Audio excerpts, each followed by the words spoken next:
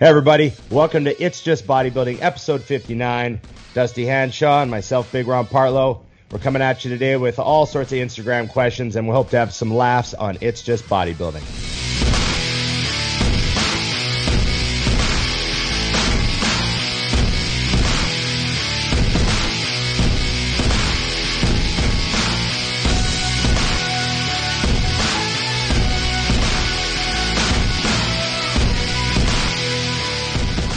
Dusty. Good word, mister. It's still good morning if it's 10:45 a.m. It is to me because I'm drinking another coffee. Right. I just finished one. If I have a coffee, then it's morning until I get my next one. You know what I mean? Okay, I'm totally with you on that one. So you got Chuck behind you. What's up, Chuck? What's going on? Good to see you. So you're filming for the YouTube. We are. Yeah, we are indeed. We're chasing YouTube now. I've decided that people have, I'm great at such a good businessman that people say, make videos, make shirts, and then I don't. Right. So I'm really smart. Yeah. So we finally decided to start doing this on the regular. I actually have 4 trips scheduled in the next 6 weeks with Todd. Oh, sweet. So we are loading up the YouTube, and we figured we would introduce our people to me, to my YouTube, to them. Right.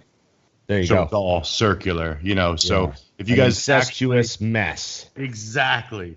And and I started using your lines. I'm like, hey, don't forget to subscribe, comment, like. Yes. Everyone, very important. Like, subscribe, share, and comment. And click the bell. We need the bell clickage. Yeah, that's the newest. Click the bell. Click the bell. There we go. Otherwise, you won't get the continuous alerts when there's new content. So there we are. Yeah. So well, let's get cracking normal. I'm gonna put my ears in because now Todd won't need to hear us. No. And we will get to cranking. All right. Damn. Bam, bam. I'm happy to be here today. We got some good questions. Nice. Well, why don't you roll some quick? I got some. I went last night in the middle of the night this time instead of like a 1 hour warning like typical. Okay. Do we want to start with like real bodybuilding questions since the show? No. I have my Colorado weed shirt on. We want to be a little wild today. Oh, yes. Is that what you got? I got my Colorado cannabis. Colorado cannabis. Okay. Yeah, friends. Well, right off the bat, when am I finally going to get a Cooking with Dusty video? It went up last night. So everybody go to your YouTube and check it out. Yes, I just posted up. Actually, you quickly find out no one gives a shit about watching me work out. We put up a training video on Friday. No, Saturday. And then on Sunday, we threw up the Cooking with Dusty, and it surpassed it immediately. You want to know what happened to me on the weekend?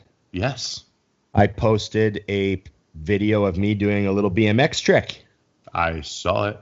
It got 10 times the views and 10 times the likes of anything I have ever posted. Ever? The only exception was the day that Rich died. I put up a picture of me and Rich, and I wrote something for him. Right. And that's the most viral thing I've ever put up.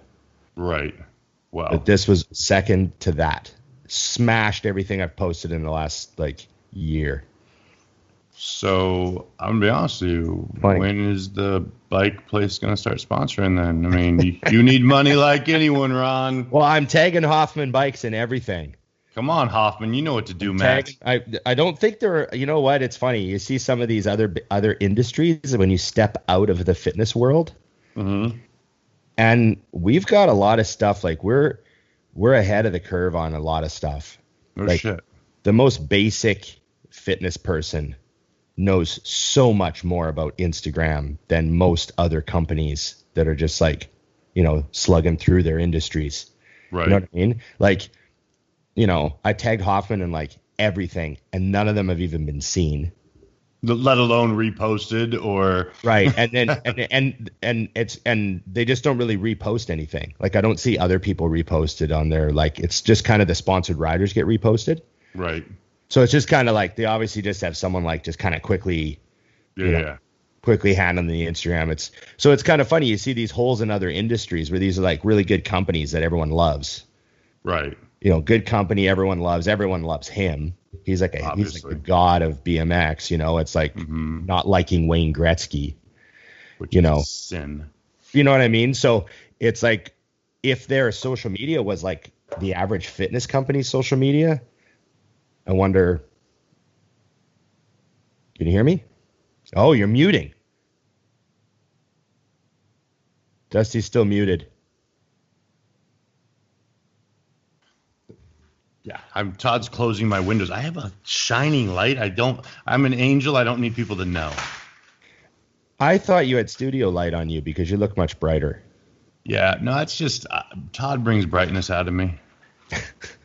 That's all. That's all that is. Look at that. That's perfect, Todd. You need your ring light. Right? Yeah, I do need. He has a ring light. I need a ring light. You could order me one. So serious question. Yes. Who would win in a rice cook-off with no rice cooker, Fouad or Ben Chow? Ben Chow, hello.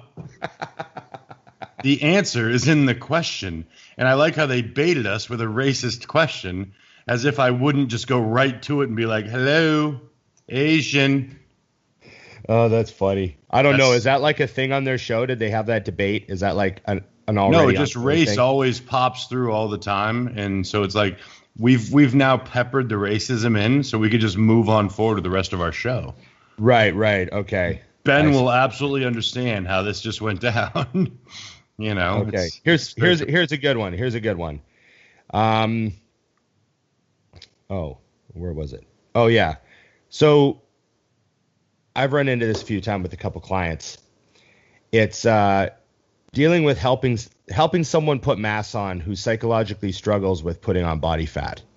So maybe they used to be fat as a kid or, whatever. But so they have a real worry about that. How do you approach helping them grow? Number one, I think you have to factor in who you're working with. Coaching is coaching, right? Just like if you coach football, you got to know your players. You don't coach them all the same. So I would take someone like you in your prime your prime of trying to grow. And I would say, Ron, the quickest way from point A to point B is for me to blow you the fuck up. It ain't going to be pretty. You're not going to be as handsome as you are today. But in 12 months, when we start to lean you down, you'll understand it was worth it. And a guy like you is like, fuck it. What's the fastest way? Someone that's the opposite, number one, I'd do it slower. And I really push one simple thing is don't look at yourself. It sounds silly, but I do the same thing actually in prep when I'm getting in shape. Opposite of most people, I cover up. And it's not because I'm hiding for Instagram or for people in the gym. I will pick myself apart in the gym while I'm training because the mirrors are everywhere. So I just try to do those things. Just tell them like, hey, why don't you stop finding a way to analyze yourself? Remember, my job is to do that and understand I get it, And then the big thing is just tell them. I do tell them up front, like, hey, if we reach a point that we're too far, we can pull you back, because I get it. If I was way overweight, it would be harder. Same thing. I run into that primarily with women because women get screwed on the deal, right?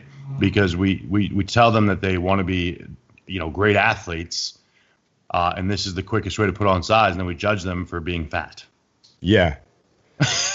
You know what I mean? It's like, oh, well, she got fat. You hear it all the time, and it gets judged, but it's just finding a way to break through their the mental barriers. What do you do typically? Well, you're right about you have to approach everyone a little differently. Some people, like just like you said about coaching football, each player you have to coach them a little bit different. So if you got someone who psychologically struggles with body fat gain, I want people to, I want people to be honest with me about how serious they are about goals. Like if someone says they want to get huge, I need to know like how wanna. Right. Do you want to get huge? Like, if they're just like, I'd like to stay this lean and put on as much muscle as I can, then we can do that too. Right. If a guy comes and says, I do not want to put on any fat. I don't want my face to get puffy and I want to look a certain way, but I want to work towards muscle gain. I'm like, okay, well, that's a strategy. Right. It's just not the one that you're going to use to do like what you and I were always trying to do. Yeah. You know what I mean? So I think that's what you also factor in is if you can explain to people. I have had athletes where realistically, where they're not satisfied with the results because they wanted to go that route, and then they change their mind. Right. And they're like, hey, you know what? I'll put in 6 months. I'll put in a year. Also, a lot of times too, sometimes someone will come to me and say like that, like, I don't want to put on any body fat or anything. I just want to really try to get my training right, get everything right. I'm like, okay, well, we can do that. And then like 6 months later, they're like, so like, if I put on like 20 pounds, how much stronger do you think I'd be? Right. Yeah. And they're like, let's add some carbs. Right. Yeah. And they change their mind, because I never try to force anybody to do anything. Yeah.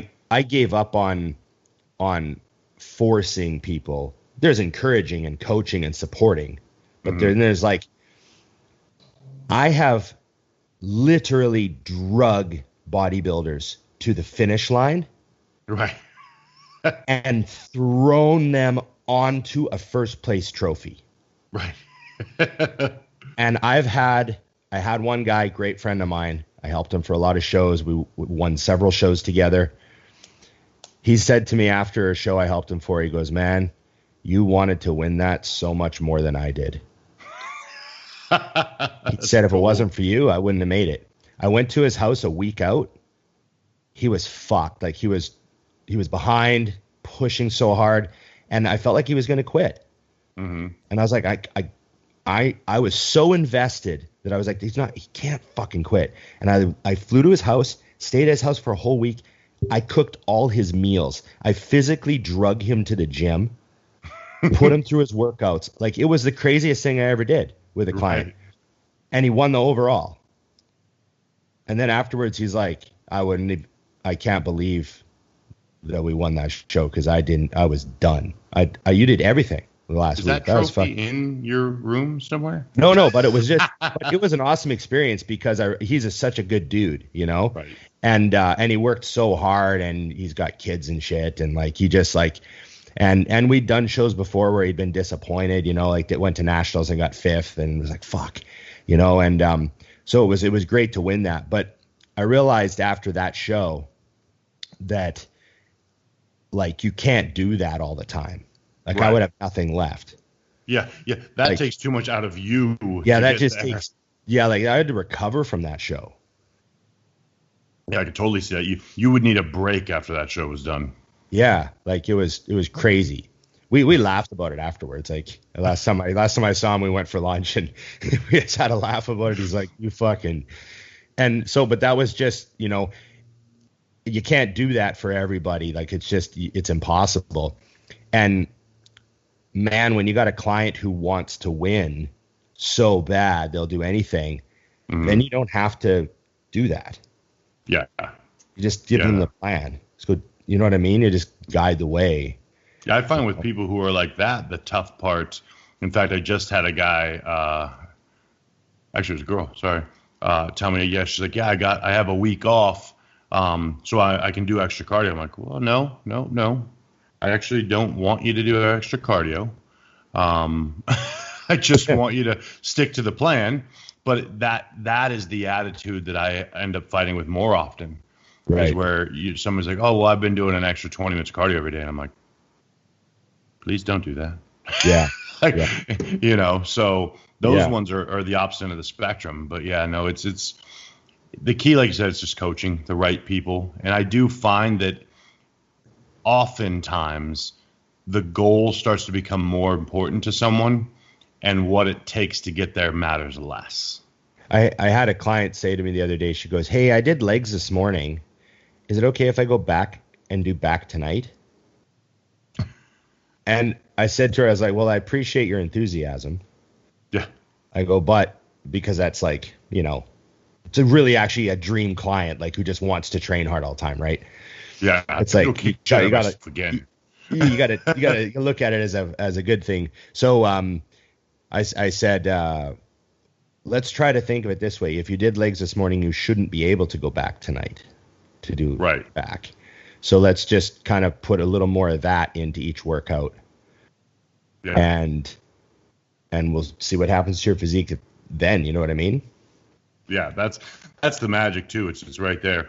If you can do that, we have a problem. Yeah, you just got to up the intensity on everything, and then you won't want to do that. You'll be like, I did legs today, I'm not going back to the gym. Yeah, fuck that. Like, fuck that. After you smash legs, Dusty, let's say you go in after meal one and you crush a full leg workout, quads and hams. And then how much money would you have to be paid to go back at night and do a full back workout? Yeah.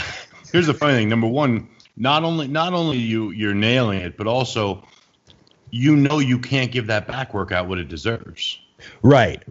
So that's the big factor, because you also factor that in. It's like, I might want to go. I mean, I am that guy that wants to train all the time. I mean, I would train 7 days a week. It does take discipline to not train, but it doesn't take discipline when I know that training, it's not at the level it would be. Right. I've made that. We've talked about it before. We've all slipped into that pass of how how many days can we train because we want to, or we're busy or whatever. And that's actually how I started doing these 2-a-days, was strictly to get myself into the flow of bodybuilding again. But after the first week, I was like, I wonder how long my body can do this. Right. Because I'm bringing everything to both workouts. Yeah. You know what I mean? And you're like, yeah, but they're like, you're doing like chest and buys. You're not doing legs. But but today's the tricky one. Is it quads and hams? I got back and then deads and traps. Yeah. So the only thing I've done, which I'm now way the fuck off topic, was I've just committed myself that I'm never going to go over 6 plates on the deads. Because I don't think you have to, man. Yeah, your back's already tight, and I'm just, as soon as the form, like literally, I'm not even pushing for that one extra. Like, so both times I filmed, last week I took your advice actually, and I just did floor deads, but I did 2 heavy sets. Right. So I did 600 twice, and that was good. You know what I mean? And it's just remembering that same thing with the warm-ups right now. I used to just touch. Now I'm warming up with sets of 12. So by the time I get to the weight, it's a lot different. Like I did 405 on incline yesterday after doing fly press up to 120 pounds for 2 sets. And after warming up with, higher reps, I got like 4. I was like, and I was happy. I was like, that was fucking good. Yeah, man, I don't think there's anything wrong with that. I know that, like, when I was younger, I had that obsession about not using any extra energy on the warm-ups, right? That was like the whole kind of central sort of thing about the Dorian training, and I think that's a great way to go. But as I've gotten older, I've noticed that, like, it benefits me more to do like 10 rep prep sets on air, like 10 rep warm-ups, 10 rep prep sets, or something like that, just because the warm-up factor. Well, plus then when you do get especially on your stronger body parts, it should wear you down a little bit. Right. So you're not using quite as much. Yeah. It's just, I feel like I'm a little more in the groove, like mechanically, because I'm not as straight as I used to be. I'm a little crooked on everything, so I got to find my spots, Don't you love how the first warm-up set versus the last warm-up set are like totally different? I get under I used to go straight into a barbell incline, and now that's not. I don't even think about that. I do a full brutal, even if I was doing DC training or if I was doing push-pull legs, I'm gonna blast some sort of a fly movement first. Right. Purely because I need those joints moving, so that then when I get under the bar, I don't, I'm not feeling like I'm pulling the bar through my crackling bones. Hell, even just one plate, putting one plate on a hammer machine. I'll put one plate on a hammer machine and do 15 reps, and I'm like, oh, it kind of burns, and then I'll wait like 2 minutes and I'll do another with 15 with just, and it feels like absolutely nothing. Yep, that's exactly how mine is. It's like two different people. Crack, yeah. Sounds of Velcro popping.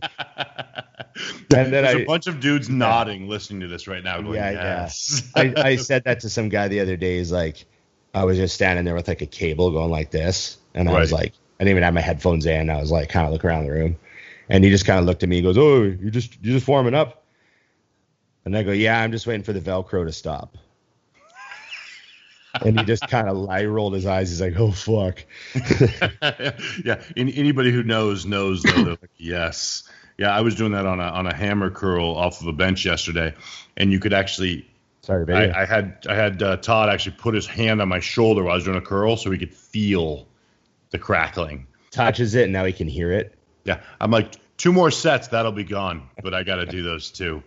Okay, it's your turn. I have a good one for the next question, but it's your turn. Okay, this is a good one because I'm curious how you answer. How do you know when it's time to get another coach, and what's the best way to end it? Oh, great question. Is it from one of my clients? Yeah, it actually says, how do I know when I'm done with Ron? Hey, sometimes, it's not you, it's me. It's just business. I know it's easy to say that, and it's definitely not just business. We have to keep it to it's just business. But I know that we all get really emotionally involved with certain clients and the investment in them, and certain coaches and the investment that you've put in them, and maybe you won a championship together, which then makes it even harder to leave or something like that. You know what I mean? Mm-hmm. But you have to. Sometimes people just want to go try something new. Just want to go try a different style of diet. They're curious about a different style of a different approach. Some people need to have their hand held. Some people need to be like positively, like encouraged a lot. Some people need to be yelled at. Yeah. Just not everyone's going to be the perfect match forever. Like, it's you're hiring them. They're doing a job, and you just say, hey, I'm just going to give something else a try. Please, just so you don't look like a fucking dickhead, don't lie to them and tell them that you're going to do your own thing. And then 2 minutes later be posting on Instagram with your new coach. Yeah, I'm just going to do my own thing. And then like a week later, they've hired another coach and they're tagging another coach and everything. It's like, just roll my eyes. Because we all have the same stories. Ask any fucking prep coach. We all have exactly at least one of the same stories. So one coach might have hundreds of them. You have at least one. Yeah. If you've been doing this for any length of time, you've got at least one. Yeah, and it's just that's just how it goes. But I don't take any of it personally. Mm-hmm. And then, I just spoke to someone the other day who was working with a really good friend of mine, getting in shape, left to go to a new super popular coach who's got lots of champs right now, and these champs look amazing, and got really poorly prepped, like, just not happy with the prep, mm-hmm. and said, oh, like, next show I'm going back to my old coach. Right. Yeah, for sure. And that's happened. I've seen that before. I've helped someone win. I've helped people win national titles, and then they've gone to other coaches. Yeah. And you're like, oh, okay, well, I did my job. They won. Yeah. So, I guess they just want to try something new. I think that's what you got to factor in too, though, because I see that particularly around here, because I see some of the coaches and their postings and things, the more local guys, and I laugh at how they actually get mad when a client leaves, like literally mad. And I'm like, well, did they pay you for the work you did? Yeah. And the show ended. Yeah. You're no longer employed. Yeah. It's the same as like, I love when like you're with a sponsor and the end of your contract comes and they don't renew you. You didn't get fired. No. There's no bad blood. Yeah. They just didn't renew it. It's the same with us. It's a way, I don't know if you know this, but I do, all of my clients are monthly. There's zero commitment. The only commitment I do is on DC training. They have to pay for it up front.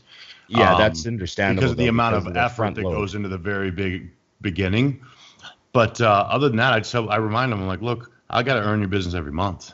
It's really simple. Yeah. And if something happens, I don't want you to feel like, oh God, I'm stuck. Yeah. Or I have to, because I've had people do that too, where they'll reach out to me and say, yeah, I got 6 more weeks with the guy that I'm with now. I'm really unhappy. I've already paid him. So I'm going to call you in 6 weeks. And I'm like, well, then why the fuck would you wait 6 weeks? Yeah. You're already unhappy. The money's already gone. Yeah, the money's gone already. You want to waste the time also? That's weird. Yeah, he's probably not going to do any work anyways. Yeah. He probably knows that you're almost done as well. It's just an odd connection that people have with the coaching and the coaches with the people. Like, I think I've got a client actually that came to me through 2 other clients. They all train in Georgia. This is the group of women. And we were talking at one point. I said, I think you need someone that's in person. Like, I think you would feel better seeing your coach, whatever. Right. So she found a lady locally. She switched over to her. I still follow her stuff. She's still kicking ass. I actually think it was a good move. Right. I'm like, sweet. And I think you notice some surprise out of them because they're like, you're really not mad. I'm like, why would I be? I've had a few people reach out to me lately that I've actually like not taken. Mm-hmm. And I didn't take them because I was like, oh, I'm not the coach they're looking for. Right. And I'm also over the line of like not having time for more people right now. Yeah, you don't want to just take another person and not be able to give them the same quality. There's a show coming up right away, so I'll have a bunch of people shutting down prep after that. So I'll open up and all that. But there's just been a few times in the last few months where I'm like, I just don't really want a new client this week. Well, you're probably a little busy because I keep sending my clients to you for one-on-one training too. Yeah, no, your client that I helped there, I think I did 5 or 6 workouts with her, but she looks awesome. Yeah. I noticed she hasn't called me for a workout since she got about 3 weeks out. I think she's probably She smoked. She's like, I don't want to turn this on. Yeah, she actually changed her phone number just in case you called her. She's like, I'm going to switch my number back later, but Ron might reach out. So the sessions we did, she killed it. So it's no wonder she looks the way she does now. So it's coming. It's been fun to watch. It is nice though, man. Like I think you know this. I have my people that I send clients to for other things, and I'm adamant. I'm like, I need you to see Kenny for posing. They're like, oh, I have someone. I'm like, I don't care. Yeah, I've been sending my females to Kenny. Yeah, so I'm like, yeah, I do too. And it's funny because she was one of them, and I was like, your posing has improved a ton. It's still not there. Go to Kenny. And literally, I get screenshots from the very first session, and she's like, oh my God. I was like, yeah, I can't do that. Yeah, that dude must be so fucking busy. He's booking out for December right now. Mm-hmm. Like I tell clients that have got shows in 2021, I'm like, let's book in. They're like, what? I'm like, now. Get in the schedule.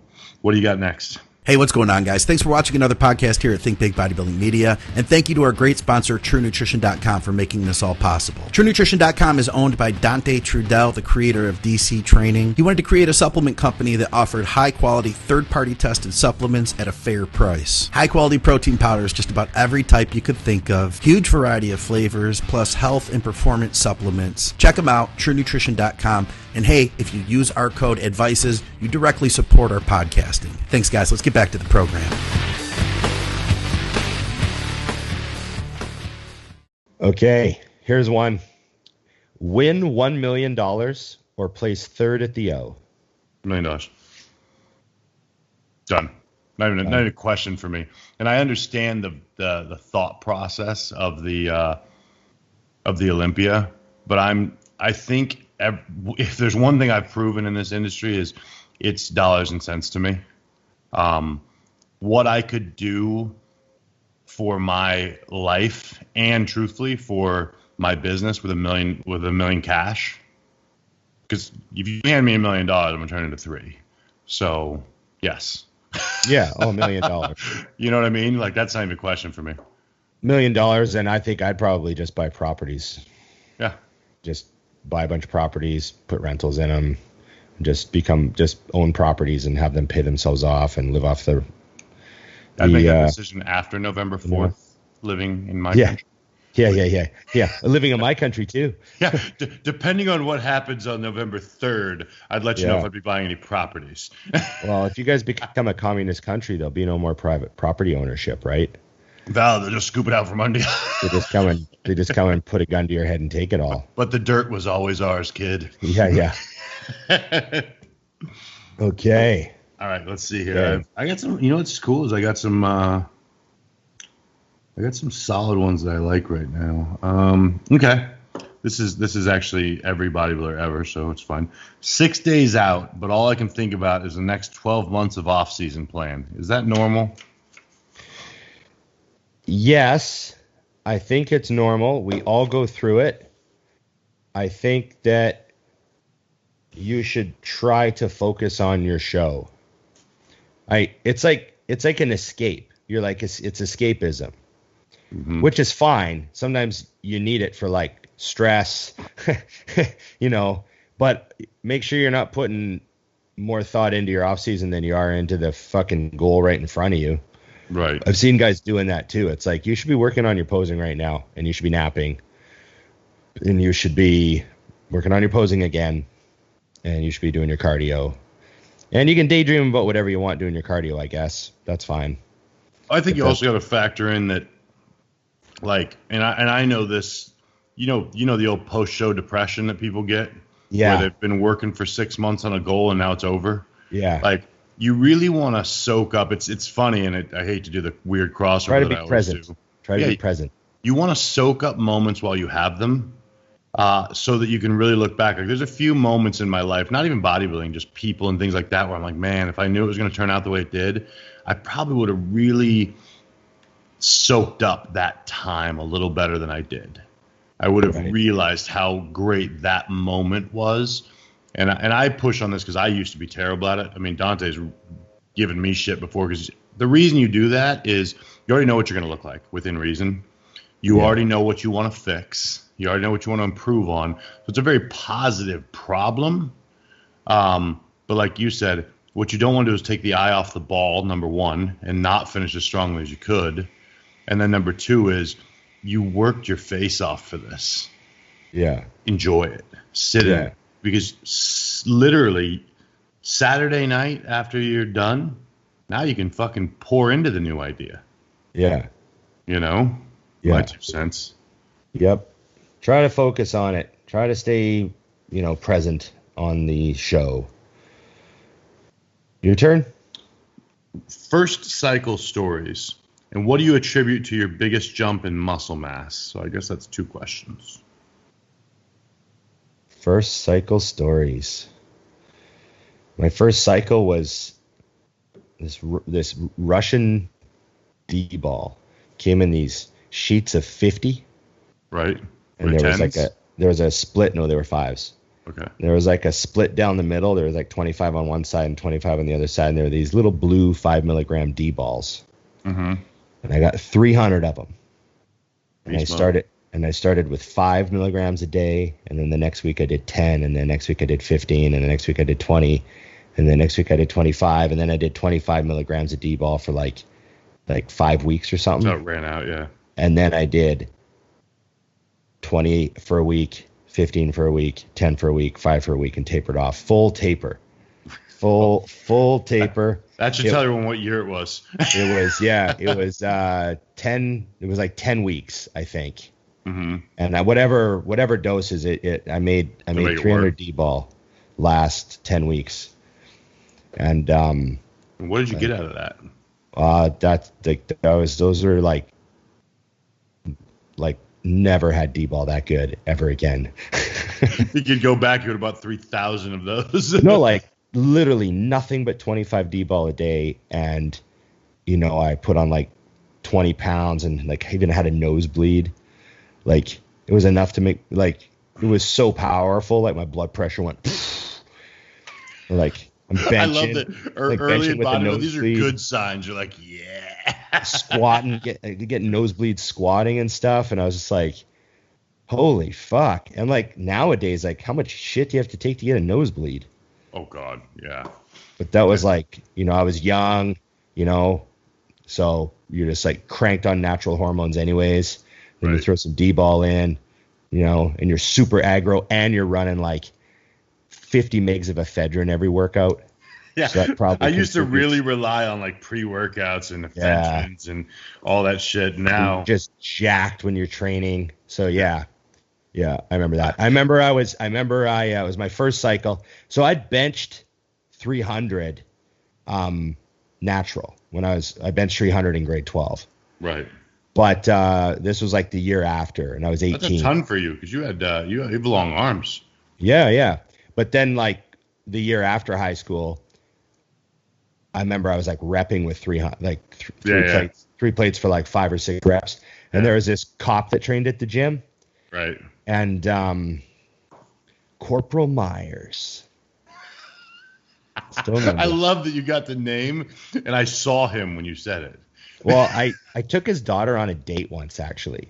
That's genius. Yeah, nice and job. he really liked me, but she was kind of into like criminals and shit.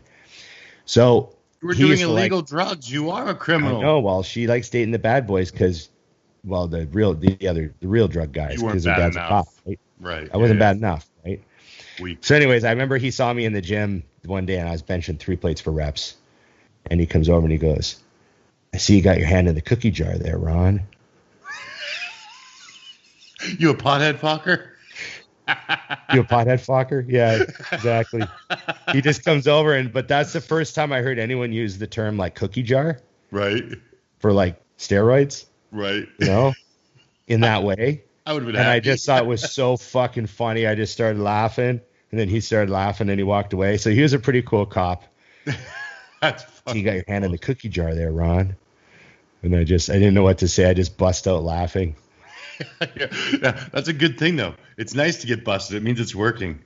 I remember he looked at the bar too. He like 3 plates, eh? Oh yeah. 19 years old or 18 years old. Eh? Yeah, okay, I get it. Yeah, I know what's happening here. What about you? Very similar. I mean, I did ampules, so I think that was I taking Primo? Yeah, you did Primo. Yeah, Primo. I did one bottle a week, and I blew out. I mean, here's the thing. If I could make one suggestion to anyone who's legally obtaining steroids, legal use. Yeah, for legal use only. Literally take the smallest thing you can on your first one. When I hear people, I've gotten guys that, what cycle? And they send me, and I'm like, gee. Yeah. Take a fucking shot of test. No cycle. Like literally. I mean, like, do not take 2 things. I mean, I put on 20-something pounds. I can't remember exactly. Yeah. And I remember, the big thing I remember, which I've told on this show before, is just going to do a set of shoulder presses, knowing my number was like 10, and getting like 15. Yeah. Because it was probably 3 weeks in, and it was all in the system at that point. And I remember putting it down, and I looked at my ex-wife, and she was like, holy, because she's been spotting me for the whole time. She knows that's not normal, and I'm like, holy shit. And I immediately remember thinking, this is why people don't want to go off. Yeah. Because you're not, I mean, that was the only, I mean, truthfully, after that, but the first time you experience that, you're like, so I'm not human right now. Yeah, it's different. I remember that first cycle taking those D balls. I remember like hack squatting 5 plates, like deep on an old hack squat too. Like none of this new fucking limo hack squat. Basically a fucking horizontal leg press. 35-degree hack squats. This was like old school fucking, death drop hack squats. Doing like 5 plates for sets of 6, like low rep, heavy ass hack squats. Getting a fucking nosebleed, spraying all over the mirror. I had that the other day. Such an animal. Doing rows. All of a sudden, I started bleeding, and there was no one in the gym because it wasn't open. So I finished the set, and I immediately was like, I checked my blood pressure this morning. What is going on? It was a change in temperature for like 3 days, and it dried out the inside of my nose. But I literally was like, what the fuck? Because I'm adamant about blood pressure. Like, I'm a freak about it because I know it's It's the one thing I truly believe. Like, if you keep that under control, you're probably going to be okay. It's the huge one. Yeah. Yeah. So I remember being irritated by that. But yeah, all I had to do was I started using that saline spray for a few days before I would train. So I noticed that when I went to Australia, every single time I went there, I would get nosebleeds for like the first couple days. Yep. And then every single time I came home from there, I would get nosebleeds for a couple days. It was just the change, like just whatever. Moisture and Yeah, sure. yeah. Okay. You're up.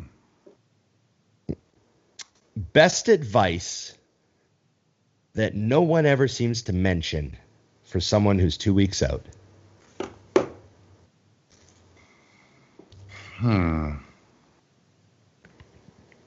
Anything drastic that you think could make you better could also make you worse. That is one thing that I push on all the time is remember who brought you to the dance.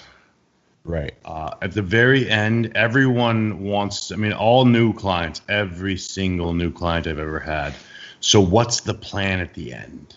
Yeah. And they're waiting for the big hurrah, and I'm going to, pull the curtain back, and that's when the crazy shit's going to happen. And it's like, oh, well, you're going to do what you've been doing, and we're going to give you a little extra carbs. Yeah. I just went through this. I'm 1 week out with a bunch of people, so, some of them are like, hey, like, I'm ready for the big changes. Yeah. Yeah. And I'm like, well, when do I get the Sour Patch Kids? I'm like, let's just not obliterate legs inside 5 or 6 days out. And, and otherwise just keep kind of doing what you're doing. And, they're all very receptive to it, but for some of them, it's a change, right? Yeah. Cause they're used to that. Used to some crazy, like, alter everything sort of plan. So that's really interesting. I always find that phase interesting. What do I need for the end? I was like, just make sure you have all your meals and then have extra carbs. Yep. Yeah. Like, okay. I do the same. It's like, the big change for me is the last, just like my client that you did some work with. I'm like, okay, I just need you to add 2 liters of water for the next few days to your already high water. Right. I really like to push water, especially with women. I find that helps with the digestion. I need that water through the roof. They chronically don't. Slow down. I find females chronically don't drink enough. So yeah, which is so crazy to me because when I'm dieting, that's how I remain not starving. I just had last night. I had a real diet sleep, and what I mean by that was I had a really good high carb day on Saturday. Right. And I blew up like 7 pounds. Jeez. And then don't skip that shit. What'd you eat? I had a whole 6-pack of muffins. Nice. I had a pint of Ben and Jerry's, a medium pizza. I went to Five Guys for one meal. Ooh. I had 100 grams of carbs while I trained that I don't normally have. Right. And I had chicken and waffles with extra waffles for breakfast. From that place we go to? Yes. Oh, you dick. So it was a big day. I put on 7 pounds. And, actually it was at Ricky's. Went to Ricky's for chicken and waffles. It was good. But I put on 7 pounds. And then Sunday, I went right back to my, like, super clean diet. Mm-hmm. And I was busy all day. Mm-hmm. And was very active. And was hungry and drank a lot. And then last night, I got up to piss 5 fucking times. and then Emily's like, I haven't. Is my man? I haven't gotten up to piss 5 times since the last time I competed. Yeah, for sure. But last night was the biggest fucking water dump because, the high carb day and then the low carb day.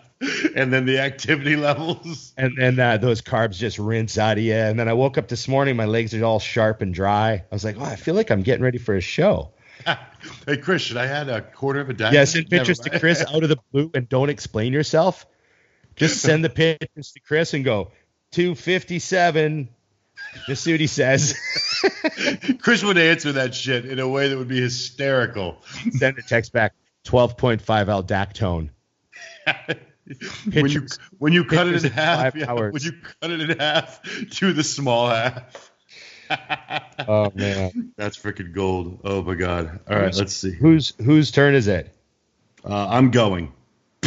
I like. I don't know whose turn it is. I want you to be the steerer of this ship. Okay, this is a good one. What is the worst well-known brand of gym equipment you've ever used? Oh.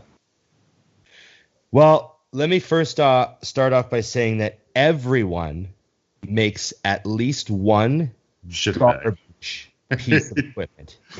Hammer Strength has a few. Hammer Strength has some garbage. And then they have amazing pieces that you need in a gym. Mm-hmm. But it's just that they're so good at making the amazing pieces, and there's lots of great shit that's why they're a great company, even though they have a couple of zingers. But I would say that generally I tend to dislike techno gym equipment. Yes. And obviously, like, they have that club line that counts your reps and all that nonsense. Yeah. So I have no time for any of that shit. I wouldn't want any of that stuff in my gym. Like that gym that we go to in Germany has that. Yeah, they have like some techno in there that counts some reps, and they had some cool stuff too. Like, and of course, techno makes some great pieces too. Like techno has a pretty good pivot leg press. Mm-hmm. Big yellow platform on it. Remember, like you've seen that I've one. only used the Cybex one that every the Cybex one is the best one, but like techno makes a pretty good one. It's just a little too big. Like it's not necessarily huge. Yeah. I am not a fan of pre-core equipment generally. Right. Agreed. They make some of the old pre-core stuff is fine. The stuff where they had bought Icarian and they were just copying the Icarian models, that stuff was fine. But over time, it generally tends to bend. Like if you look at an Icarian preacher curl, it'll be straight, even though it's like 25 years old. Mm-hmm. But then after Precor bought them and they went to thinner gauge, cheapened everything up, you see a Precor one at an auction and it's always bent. Yep. So that sort of stuff drives me fucking crazy.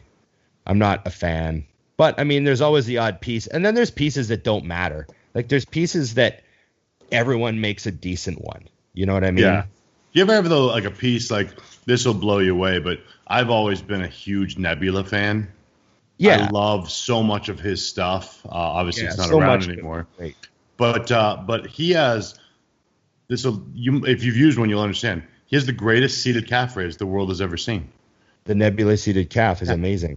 And the funny thing about it is that one of the most obvious reason is I don't know what the material is that he puts under your feet, but they are glued into place and will not move. And he uses that rounded platform, which I always really liked. Yeah, on both sides it rounds through. His stuff, man, I mean, that guy, I envision him loving gym equipment like you do.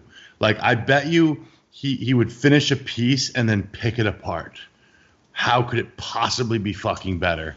Because everything I've ever used of his when he was basically making it himself was the best piece I've ever used. Yeah, he made some great stuff. I was a real fan of all the Nebula leg equipment, most of it. There were a few.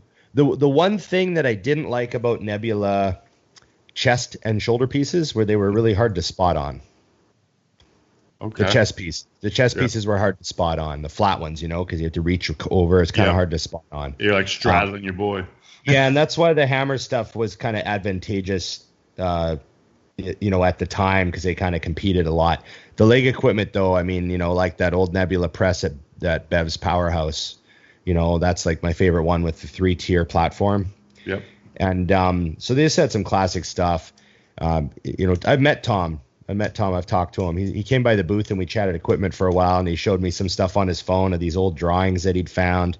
That's sick. He actually found one of the last leg presses he ever built, but he had never assembled it.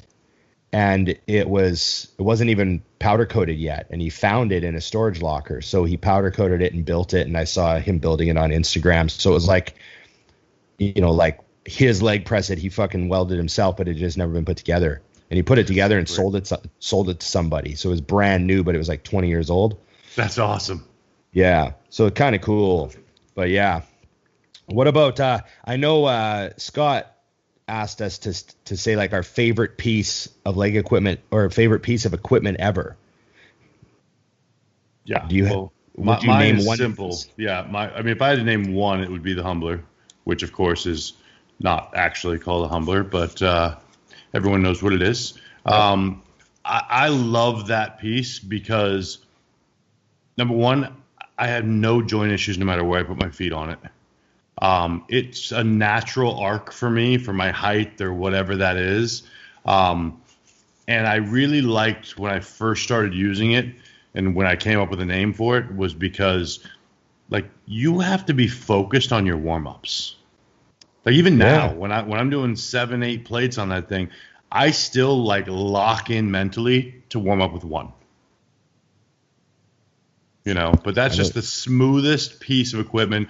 And now there are 3 companies that make a phenomenal version of it. I mean, truthfully, I have people say, "Oh, you know, what about this one versus the one you're using or that?" And I'm like, truthfully, they're all awesome. Yeah. There's pluses to all of them. So, I mean, you know, I chose the Atlantis version for a few reasons that I follow through on, but also now looking now, Arsenal makes a great one. Who was the original one I used to use? Paramount. The only thing I found with Paramount, so over time, was it started to shift. I don't know if it's ball bearings or what, but you could actually see it move to the point that when I started adding weight that wasn't supposed to be there. When I started using the equipment for, the way it wasn't intended to be used. Yeah, it was no longer working properly. I remember to wear out the bearing. I remember was it Matt or no, it was Will. I got done with my set and he was like, "That was awesome. Don't ever fucking do that again." This machine did not like it, but the new Atlantis one, man, is unbelievable. So what about you? Favorite piece? That's really hard for you because these are family members to you. No, I'd say like I've always thought a leg press was a really, really important key piece of it to a gym that had to be good. Mm-hmm. You know what I mean? Like you had to have a good leg press because it just gets fucking pounded and abused so much. Yeah, everyone uses it. I'll say my favorite piece of equipment ever, just for old time's sake. There's this white Apex leg press at the old gym in Edmonton. It's now called the Bar, but it used to be called Hardcore Gym, and then it was Powerhouse Gym, and it was Axis Gym. It was like all these different gyms, but they had this white Apex leg press in there, and I used that thing every leg workout for 14 years. And I loaded that fucking thing up and put bands on it and just destroyed myself on that fucking leg press. And it didn't even need to be greased or oiled. It just fucking kept taking it. What a champ that leg press was. And it got crushed in that gym. Like it had 15 plates a side on it at least once every day for like 25 fucking years. I bet that leg press has been loaded.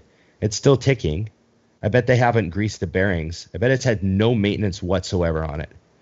Every now and then someone will vacuum around it. Yeah. Like I had nosebleeds on that fucking thing and Jesus. So yeah, I would say that piece, that's my favorite piece ever. I like that you actually have your piece. You're like, but that exact, not an Apex, that Apex. That one. Yeah. I had great bearings on it. It was super smooth. Yeah. I love when you find something like that though. The bars at the North Scottsdale used to be Golds and now is an EOS. I've literally thought about reaching out and being like, because I know obviously the GMs and stuff, and being like, I would like to buy one of these bars. Right. Literally, because they bought a stack when it first opened, like probably literally 15, 18 years ago. Those bars are still there. They're not bent. They're not fucked up. And I think about what I've done to them, and I'm like, Jesus, how are you still here? And like, just as good as you were day one. They've brought other bars in that have broken. Yeah. I know. Those bastards are still standing. Like, they're probably $500 bars too. Like good bars. Yeah, exactly. The good bars are the ones that are breaking. Okay, let's see. Your turn? My turn. You go, because I'm scanning, even if it's not your turn. Go ahead. Okay, just a contest question. Best pre-contest carb up foods for those who are really sensitive to bloating and can't have stuff like burgers without getting really bloated, junk food, Rice. stuff like that. Rice. White rice. Yeah. There you go. I have one client who says rice. He's like, rice really bloats me, man. So he eats yams. But like, my experience, white rice is the solution for digestion. Yep. I mean, white rice is even what they give people with like irritable bowel syndrome and Crohn's and colitis. White rice is part of that diet that they're allowed to eat. Yeah, so, no, that's the magic, and I think truthfully, rice, people should realize that the burger and all that stuff. I shouldn't say never, but very rarely is that something that comes into play as a plan. Right. It is normal after prejudging. It's a pretty common thing for me to have somebody do after prejudging, but very rarely. Earlier in my career, I used to do that like the night before the show, and I started to realize that was a crapshoot every time. Right. And there's a window where you look better, and then you don't, and then you do, and then you don't, and it's, I just like the smooth of, all right, every 3 hours, have a little more white rice. We'll see where we're at. Okay. Okay, here we go. Tips for post-workout nausea. Back on raw and split, and 30 minutes after training, I need to puke but can't. Ooh. Well, it's not a good thing. Like, hopefully it's just on leg day and not every workout, or there's something wrong. Yeah, I'm assuming that because he's very specific. He says back on raw and split. No, 30 minutes after training, I need to puke but can't. I mean, that might be every day. I don't know. Brant, I'm not sure what the question is. Oh, it's Brant. He's a big kid. He's like, he got to like 300 pounds. There's nothing better than puking because then you feel better. Yeah, that's done. There's like when he says I feel like puking and can't, I'm like, oh, that's the worst. You know what's funny about that? And this is so nasty. I'd way rather just I'm going to be really specific. When I was younger, I literally learned that, number one, making the decision to go to the bathroom to puke was step number one. Or going outside and just putting your hands on your knees and looking at the ground. I don't have like the gyms that I trained at when I was younger, and I don't puke anymore. But when I did on the regular, I also found that literally going to the bathroom and like just you committed to it. I'd go in there and take a deep breath and already decided it was going and it was coming. Now. Yeah. Like sometimes, a lot of times when I would throw up on leg day and stuff, I'd be like, fuck, I'm going to go outside and allow this to happen. Yeah. And I'm like, go outside and like look at the dirt. And then it's like, it's like you're allowing your mind to allow it. And then you just vomit and then you feel fucking great. And you go back in and start doing leg curls.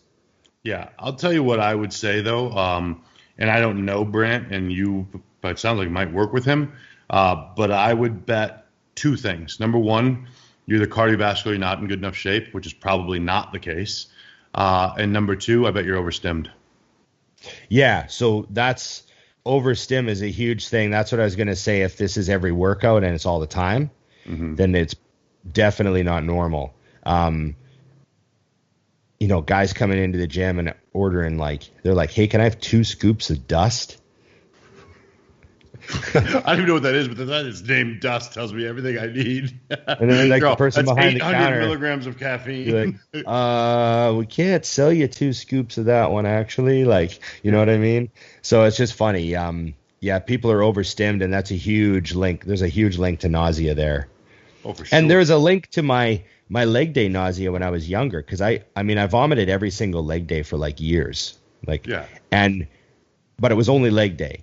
So it was linked to leg day, but I also used to take a lot of ephedrine back when I was really young because we just didn't know any better. We're taking at least 25, like at least 125 before we trained with 200 caffeine.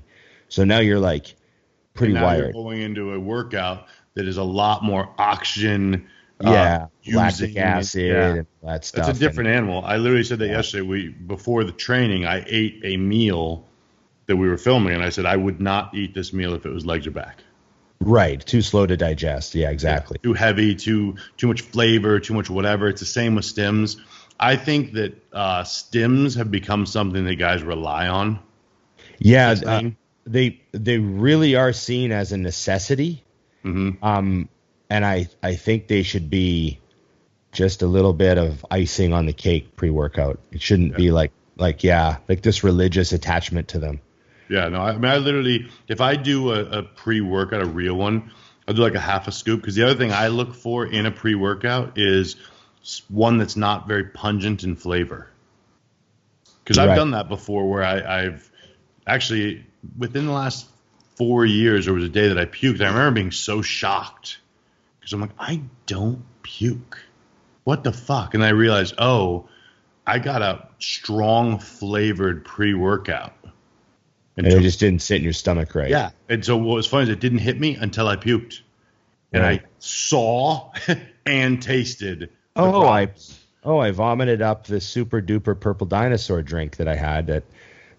Exactly. I mean, it's comical. So yeah, that's my answer. I would be willing to bet, Brant, that you're overstimming. Stop the madness. Yes, that's a. See, I know Brant's the type of guy that's doing lines of pre-workout. Yep, it's faster. Faster. Put it into the system. You're up. I'm up. You're up. Here's one. While working labor, 8 to 10 hours on my feet, is cardio even necessary? Or can I utilize NEAT more? Thanks. Wow. I see what he means. Yeah, no, and I mean, I think he asked me this question at a different time, and I've already answered. The answer is, yeah, you might not need cardio, depending on how many steps. I mean, at the end of the day, it's steps and movement. But the way I would determine that is, are you changing? I mean, as long as things are constant, I can make decisions as a coach. You know, like I even tell people that, like, because I've had people say, well, you use a lot of sugar-free ketchup during prep. And I'm like, well, yeah, but it's constant. So we can manipulate all the other things and we're fine. When it's a problem is I manipulate your food and then you start adding ketchup. And you balance out what I'm doing and I don't know about it. You know what I mean? So same with this guy. As long as your steps and your activity level doesn't change, go without. Then if you need 10 minutes extra, add it. 15 extra, add it. You know? Nothing is in stone and there are no rules in bodybuilding. Excellent. Jano? Okay. I agree. One group of people, like, I've had several nurses that I've helped for shows. Mm-hmm.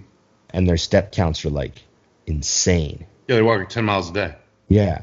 So I'm like, let's just train really hard for a while, see what happens. Exactly. Here we go. This is a good one by one of my clients. Stay up and eat or sleep? What is more important? Sleep trumps food. Agreed. Every time. But I will say with the when you say stay up to eat, you should be scheduling your day that you get your food in, so that's not a problem.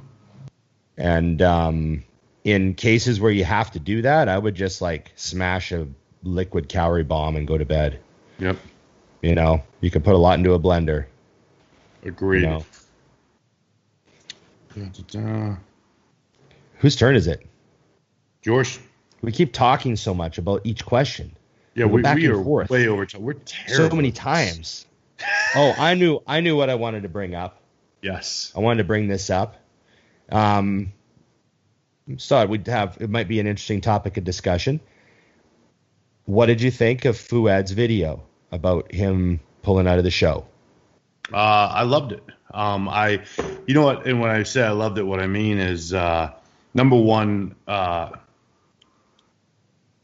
Fouad I love his branding and his stuff because it's really him. He really is, and we really are the last of a dying breed. What I loved about it was, number one, it killed him to do for himself, for his fans, for his friends. But what I really loved about it actually was the reaction to it. Because I feel that Fouad has, much like, and this is going to sound crazy to people, but much like a Kai Green, and those types of people, like Jay Cutler. Fouad has transcended, and he is bigger than the bodybuilding stage now. Yeah, I agree with you. My take on this is I was watching Fouad, coming to grips. I mean, it was an emotional video, when he said there was 30 end, seconds of just 30 pause. seconds where he couldn't get anything else out.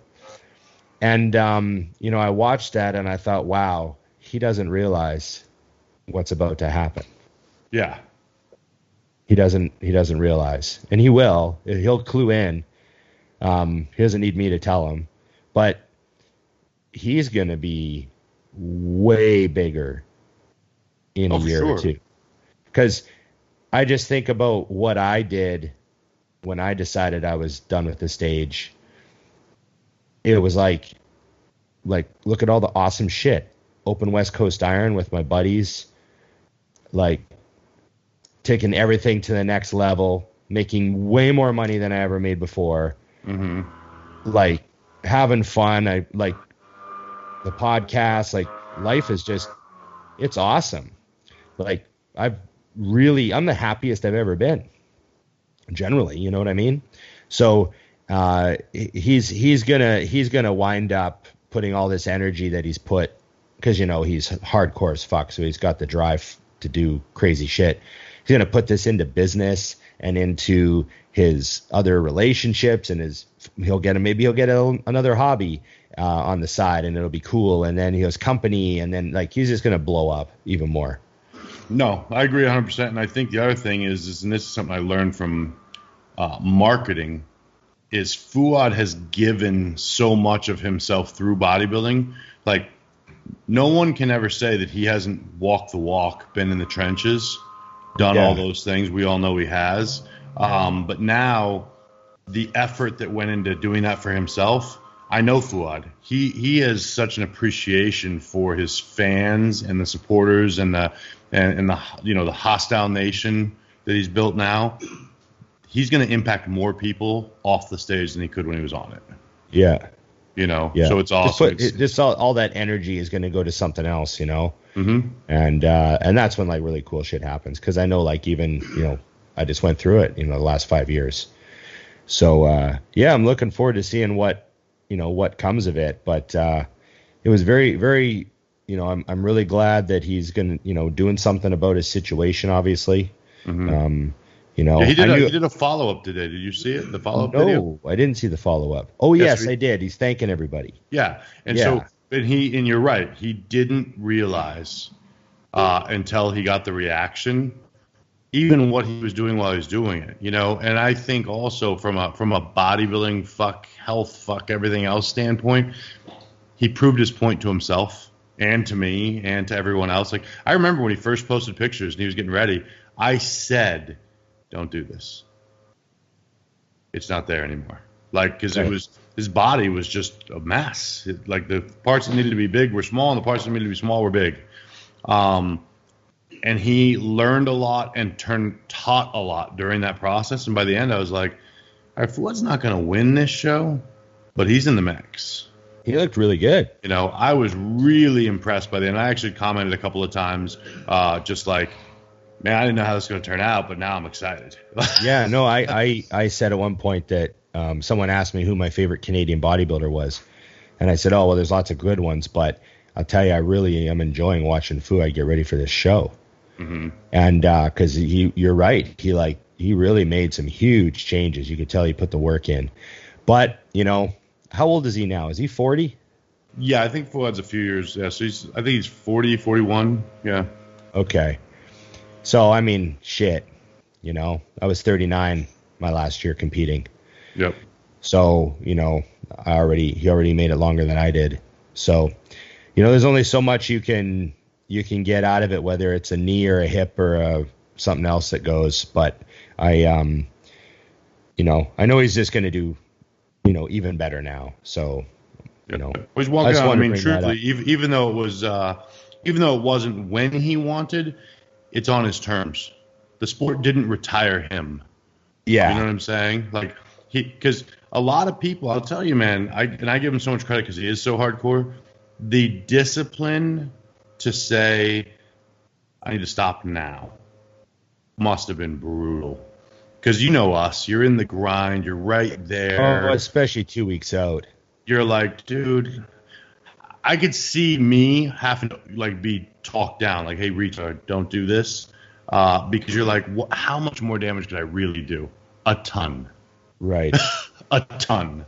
So yeah, nothing but respect for it. And I'm as a friend and fan, I'm really actually just excited to see what happens, because I think the reaction also made him realize, like, holy shit, I'm already doing it. He had no idea that people were so linked up. I don't know how, because I'm like, you don't see the response you get. You're a bigger bodybuilder now than you ever were. Yeah. You're just not as good on the stage as you used to be. Right. So no, it's awesome, and definitely someone to want to emulate in a lot of ways. Yeah, I hope everything's all right with him. Yeah, and it is. Hope it doesn't take too long to correct everything and just kind of get it going the way it should be. Sure. Which I know can be done. So he'll sort it out. If you had to eat one meal for the rest of your life, what meal? Give me anything. Steak and rice. Meal. That's so funny. Steak and rice. Yeah, that would be it. That's my fallback for every. When we go eat at a restaurant, what do we order? Steak and rice. Every place we go, steak and rice. Pretty safe bet, man. How about you? Steak and rice. That's why I just laughed, because I was like, geez, fuck. Pretty much. Steak and rice or lean ground turkey and rice, like whatever the fuck I'm making at home, it's with rice. Yep. So that's pretty funny. Just ram it in a bowl. All day. What's your Netflix situation? Well, right now, none, because of the move. So once I get settled in, I leave. I got the new place Thursday. And I got all the new furniture and all that shit coming. Then I get the dogs that weekend. And then I'll talk to Don and Harvey. We'll negotiate what we're going to start watching and kick it off. I got to reestablish the hierarchy. I'm hoping I'm on top now that I've kicked them out for a while. So what are they telling you for like the first day that they come home? Is there stuff you have to do? Is there like a whole bunch of things you have to keep up now, or is it? Yeah, no. So I asked them. I went there. We went there on Saturday, and I'm just in prep now. So I said, hey, what do I do? And they're actually going to give me a schedule to keep them on, to work on them. And it's one of those things. The more active you are and keeping on games execution, the better they'll be. Then after a week, the head trainer will come out to the house and work with me and them again, and we spend time just kind of cranking that off. Then the following week, I'm taking them on their first road trip. Where? We're going to Metroflex, Marietta. Oh, we're jumping on an airplane. It'll be their first airplane ride as emotional support animals, and they'll be in they've already the gym already knows Muscle Factory. They'll be coming to the gym every day now. And their life changed. It's going to be a sweet setup, because they literally, I saw it this weekend and we got film of it. If I tell them to place in the gym and put them on a mat, they won't move. They'll sit there for an hour. So my plan is to just, when I'm in an area, I'll place them.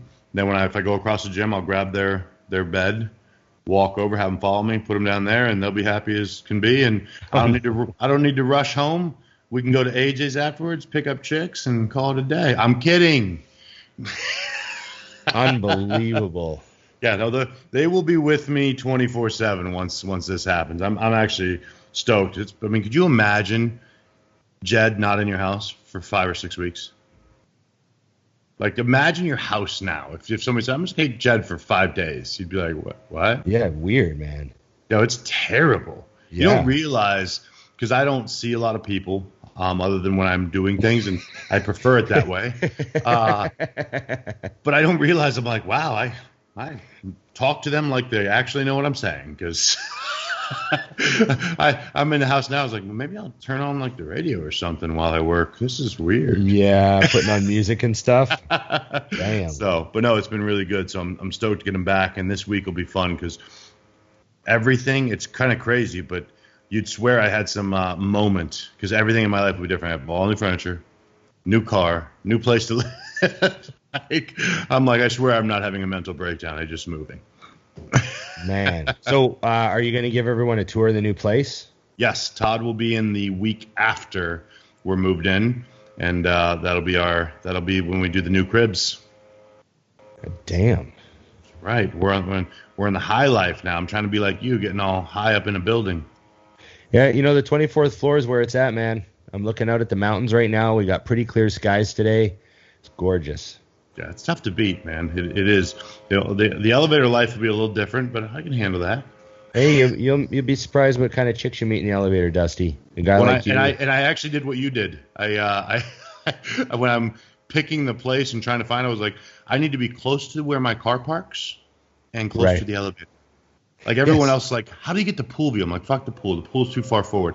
How do I get close to my car where the groceries are? Yes. I got a good setup. I walk like 3 car spots from the door to the elevator. I did that too. They have a thing where you get 2 free first come first serve parking spots. I was like, yeah, I want the one where I pay for and that's mine. Where's that? And she goes, oh, you do? I'm like, yeah, don't care. Give me that. Yeah. She goes, oh, okay, I'll find it. I'm like, yeah, thanks. And it needs to be as close as possible. I'm not coming home and finding parking. What the fuck? I'm not in college. Did I tell you I bought a second spot? Yes, it was a birthday present or Christmas present. Christmas present. People don't understand. Like, wow. When when you buy a spot, I'm not going to say the number, but you bought a small car when you bought that spot. But you can also sell that spot. You could sell it with your condo. See, I should have rolled it into the mortgage. Yep. But we were under the impression we'd be able to rent a second spot because we were doing that at other buildings. Yep. But then we realized this building was primarily all owners that lived in it. Mm-hmm.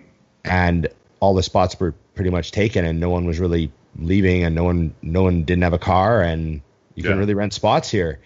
So, Emily was getting these parking tickets and it was like, fuck. She got towed a couple times. I got towed. Like it was just fucking shitty situation. And so I just said, fuck it. Bought a spot. It cost me at least 10 grand. I think it was 12 grand. I was going to say, I think it was 12 because we talked about when you did it. 12 grand with taxes and shit. So I just bought a fucking parking spot. Like there, problem solved. Got one right beside mine, so it was good. Well, that's awesome. I didn't know that. Yeah. Yeah. So I got 2 spots side by side. So if ever comes time to sell this or rent this place out, that's super valuable. Oh, for sure. Because no one out here, like everyone's like, 2 spots? Because like a big deal, Oh, for sure. So, but I don't think I'm ever going to sell this place. I'm either going to live here till I fucking die or I'll rent it out. Yeah, you would. I wouldn't sell that place either. The value is too much. Oh. However much money you would make, you would lose by not just keeping it and having someone in there paying your mortgage at that point will barely exist anyways. Yeah, no, I know. I don't know if I ever want to move. You don't. I mean, there's times when I want a yard. Like there's times when I'm like, oh, I wish I had a yard, a dog run around in the yard, that sort of thing. But then you have to fucking, And I just did that. I was house hunting when I ended up where I'm at because I walked into these and said, nope, this is my life. Swanky, fancy, simple. I hate having every house I've ever owned. I've had rooms that were empty because I don't furnish shit I don't use. And I needed the rooms that I did use to be a certain size. So I had to buy a house bigger than I needed every time. Right. I'm like, I only need 2 bedrooms. I don't want 3. It's a pain in my ass. So, the current place, it's actually pretty cool. It's a mirror image of itself. So I have 2 masters that are identical on the opposite side of the house. Oh, that's cool. The bathrooms are the same. The closets are the same. It's just a mirror. That's cool. So because same thing, like all of my friends are oversized individuals. So my guest bedroom is a king size bed. You know what I mean? So it's important. With an ensuite. Yeah. All of the rooms need to be big. Exactly. So, well, I got to get cracking because we have more work to do here. We have 2 more videos to get done before Todd gets on an airplane in 4 hours. God damn. We don't Look fuck at around. you busting it out. And what I mean by that is Todd doesn't fuck around and I do what I'm told. I've got to go too because I mentioned that show this weekend. Yes. It's actually 2 shows back to back, Saturday and Sunday. Yes. And we're the title sponsor and co-promoters. And I have an athlete in your show. Yeah, it's the West Coast Iron Van City Natural Showdown on Sunday. Mm-hmm. Yep. And then it's the West Coast Iron Van City Open Showdown on Sunday. I wonder what the difference is between natural and open. Anyways. Well, we'll find out. Yeah, exactly. All right. Right now, the Natty Show actually has more people entered. Interesting. So we'll see. It'll be a fun weekend, but it's going to be busy as fuck. I probably won't train for 2 or 3 days. And I got 6 athletes in the open show. Oh, fuck. Yeah. You also won't sleep for 2 or 3 days. And I have a natural athlete competing, that super shredded Hulk Blonde RMT. Oh, yeah. Yep. She's doing her show same day, but on the other side of the country. Right. So I'm going to be on the phone, fucking busy boy. Yeah, well, whether that good, you're just tying off the very few loose ends and calling it a day. So walking zombies at this point. Fearless. Okay, buddy. Thanks for everything. Remember, everybody, like, share, subscribe, comment, and hit that bell. That's right. Hit the bell. Hit the bell, baby. Okay, thanks for all your support. Remember, everybody, we'll be back next week. We got a really cool guest who's going to have some amazing stories you are not going to want to miss. But remember, it's just bodybuilding.